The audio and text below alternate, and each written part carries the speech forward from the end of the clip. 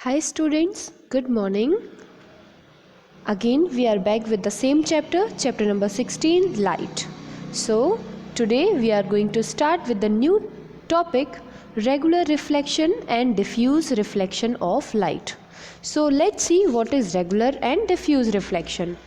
So in regular reflection, a parallel beam of incident light is reflected as a parallel beam in one direction. Okay. See, in this case, parallel incident ray remain parallel even after reflection and go only in one direction, as I'll show you in a figure number 9. Okay, you see this figure? Yes. Now, regular reflection of light occurs from a smooth surface like that of a plane mirror or highly polished metal surface. For example, when a parallel beam of light falls on a smooth surface of a plane mirror, it is reflected as a parallel beam in only one direction, as shown in a figure number 9. You can see? Yes, a plane mirror that produces regular reflection of light.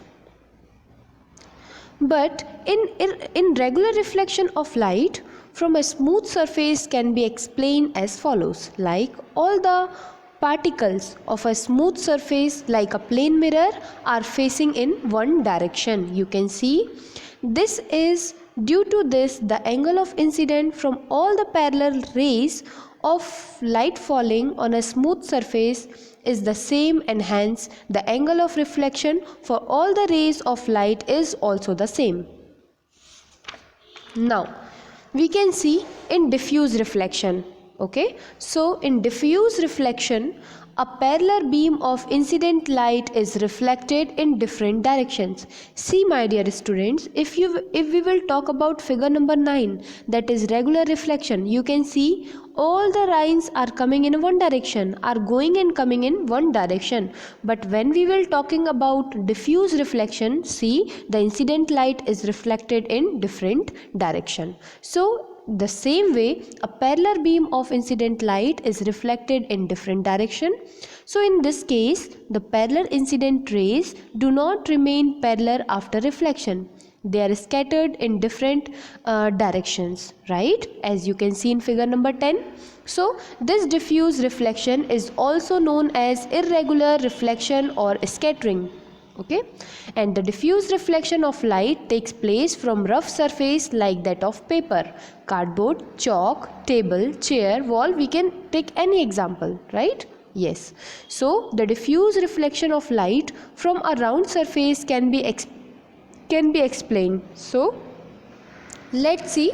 So the particles of a rough surface like that of the paper are all facing in different direction. Due to this, the angle of incidence from all the parallel rays of light falling on a rough surface and are different, and hence the angle of reflection for all the rays of light are also different. You can see. Now please note that diffuse reflection of light is not due to the failure of the laws of reflection. Okay, diffuse reflection is caused by the roughness or irregularities in the reflection surface of an object. Clear? No. So most of the object around us that causes diffuses reflection of light and scatter the light falling on them in all the direction. Is it clear? Yes.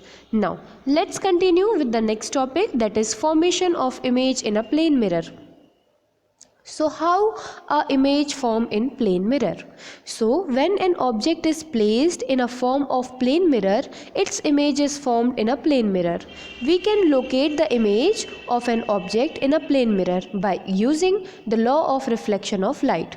This can be done as, like, suppose a small object O. Now I'll tell you by the help of this figure. Okay, so let's say a small object is O is placed in front of plane mirror mm. You can see in figure number 11. Okay, so as an image of this point object will be formed in a plane mirror. So we can find out the position of image of this object in the plane mirror by drawing a ray diagram. Okay, so this diagram which I am showing you, that is called the ray diagram. So see, what we have to do is we take two diverging rays OA and OB that coming from the object O, and the ray OA and OB are incident ray which strikes the mirror at points A and B, making different angle of incident. Clear? Now the first incident ray OA is reflected by the mirror at point A and goes in the direction AX after reflection. So AX is the first reflected ray, right? Now the second incident ray OB is reflected by the mirror at point B and it goes in the direction BY, okay, after reflection. Now thus BY is the second reflected ray. Now next we have is the two reflected ray, that is AX and BY are diverging ray, that is means going apart, okay, so which cannot meet in form of mirror to form a real image. So we produce the reflect rays AX and BY backward, means behind the mirror, okay, by boated line. Okay, boated line means this dot dot dot dot line. Yes, so on producing backwards the reflected ray metal at point I, that behind the mirror, you can see in this figure. Yes, now since the reflected ray again we can see that we look into the plane mirror from an angle, and the reflected ray AX and BY that enters our eye. Now the reflected ray paper to be coming from point I, that behind the mirror. So point I is the image of object O.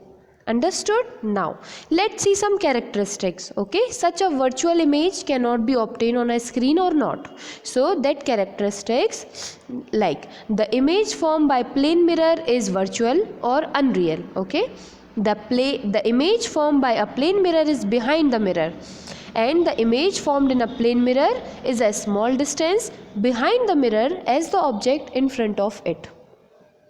Clear?